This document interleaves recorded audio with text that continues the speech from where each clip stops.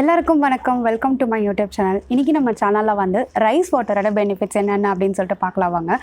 First இந்த rice வாட்டரை எப்படியெல்லாம் எடுக்கலாம் அப்படின்னு சொல்லிட்டு பார்க்கலாம். ரைஸ் வாட்டரை 4 டைப்ஸாக எடுக்கலாம்.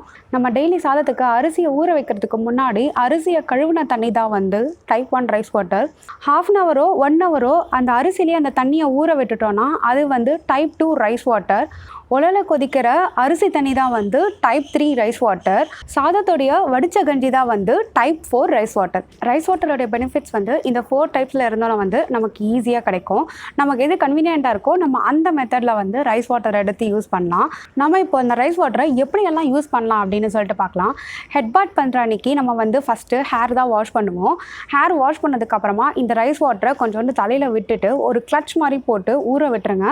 நம்ம அதுக்கப்புறம் பாடி வாஷ் எல்லாம் முடிஞ்சதுக்கப்புறமா வந்து கடைசியில் வந்து டவல் கட்டிட்டு வந்துட்டோன்னா அரிசி தண்ணி ஊறுற அந்த 5 to 10 மினிட்ஸோ வந்து ஹேருக்கு வந்து நிறையவே பெனிஃபிட்ஸ் கிடைக்கும்.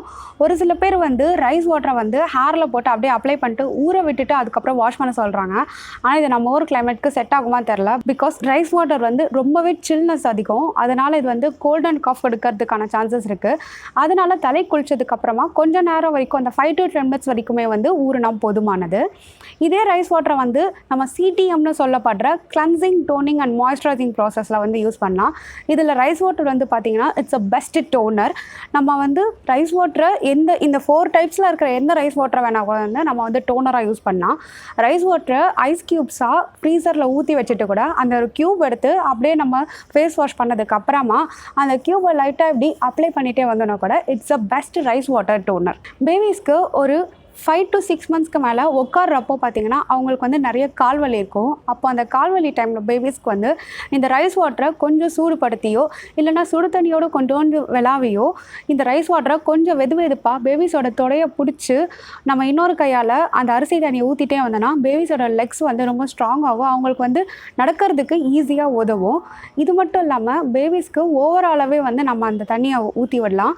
பேபிஸை குளிப்பாட்டிட்டு கடைசியாக ஒரு மக் இந்த ரைஸ் வாட்டரை வந்து அவங்களுக்கு ஃபுல்லாக ஹெட்லேருந்து டோ வரைக்கும் ஃபுல்லாகவே ஊற்றி விட்டோன்னா கூட உடம்பு ஸ்ட்ரென்தன் ஆகும். பேபிஸோடைய பாடி பெயினும் வந்து நல்லாவே குறையும். நம்ம இட்லி தோசை மாவுக்கு யூஸ் பண்ணுற ரேஷன் அரிசி கழுவின தண்ணியை கூட வந்து நம்ம வந்து செடிக்கெல்லாம் ஊற்றி விட்டோன்னா செடி வந்து நல்லா செழிப்பாக வளரும். செடிக்கு வந்து நிறைய அதில் வந்து நியூட்ரியன்ஸ் கிடைக்கும். உலரில் கொதிக்கிற தண்ணியில் நெய்யை விட்டுட்டு பேபிஸ்க்கு அண்ட் பெரியவங்களுக்கு 2 பேருக்குமே வந்து தாராளமாக கொடுக்கலாம். அது வந்து நம்ம வந்து இன்டேக் பண்ணும்போது நம்ம உடம்புல போயிட்டு வந்து நிறைய நியூட்ரியன்ஸ் கொடுக்கும். அந்த காலத்துலலாம் வீட்டுக்குள்ளே யாராச்சும் வந்தாங்கன்னா, கெஸ்ட் வந்தாங்கன்னா அவங்களுக்கு வந்து நீச்சல் தண்ணின்னு சொல்லப்படுற இந்த வடிச்ச கஞ்சியை தான் வந்து எல்லாருக்குமே வந்து சர்வ் பண்ணாங்க. இப்போ தான் வந்து நம்ம எல்லாருமே வந்து காஃபிக்கு மாறிட்டோம். இந்த உலரில் கொதிக்கிற தண்ணியில் நெய் விட்டு கேர்ள்ஸ் எல்லாருமே வந்து குடிச்சிட்டே வந்தோன்னா மந்த்லி ஒன்ஸ் வர மென்ஸ்ட்ரல் பெயின்ஸ்லேயும் வந்து ஒரு கிராஜுவலான சேஞ்ச் தெரியும் அப்படின்னு சொல்லியிருக்காங்க. கொஞ்சம் கொஞ்சமாக வந்து குறைஞ்சிட்டே வர்றதுக்கான சான்சஸ் இருக்குது அப்படின்னு சொல்லியிருக்காங்க. இவ்வளோ பெனிஃபிட்ஸ் இருக்க ரைஸ் வாட்டரை நம்ம இனிமேல் வந்து கண்டிப்பாக அதை வந்து வேஸ்ட் பண்ணவே கூடாது. அதை கீழே நம்ம வந்து சிந்தவே விடக்கூடாது.